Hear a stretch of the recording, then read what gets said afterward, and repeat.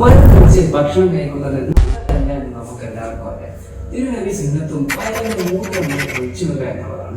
പക്ഷെ രസകരമായ കാര്യം എന്തെന്ന് വെച്ചാൽ ഞാനിപ്പോ എത്രയാണ് കഴിക്കുന്നത്, എത്രയാണ് എനിക്ക് കഴിക്കേണ്ടത്, കഴിച്ചിട്ടൊന്നും ആവുന്നില്ലല്ലോ എന്നൊക്കെ പലർക്കും വലിയ കൺഫ്യൂഷനാണ്.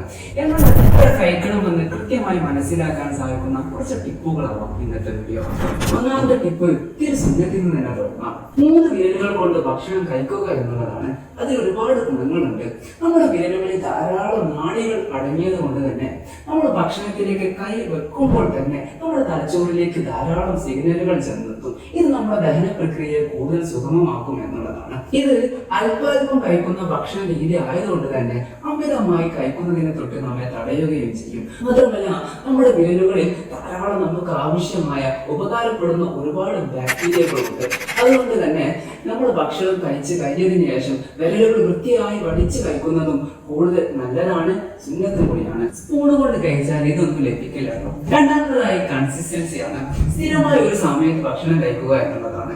ഇത് നമ്മുടെ ശരീരത്തിൽ ഓട്ടോമാറ്റിക്കായി ഒരു ബയോളജിക്കൽ ക്ലോക്ക് സെറ്റ് ആക്കും. ഇതിലൂടെ നമ്മുടെ ആമാശയത്തിൽ ഉൽപ്പാദിപ്പിക്കേണ്ട ദഹനരസങ്ങൾ കൃത്യമായി ഉൽപ്പാദിപ്പിക്കുകയും നമുക്ക് ആവശ്യമുള്ള അളവിൽ നമുക്ക് ഭക്ഷണം കഴിക്കാൻ സഹായിക്കുകയും ചെയ്യും. ഒന്നാമതായി ചവച്ചരച്ച് ഭക്ഷണം കഴിക്കുക എന്നുള്ളതാണ്. നമ്മൾ നന്നായി ചവച്ചരച്ചാൽ തന്നെ കൂടുതലായി നമുക്ക് ഭക്ഷണം കഴിക്കാൻ പറ്റില്ല എന്നുള്ളതാണ് യാഥാർത്ഥ്യം.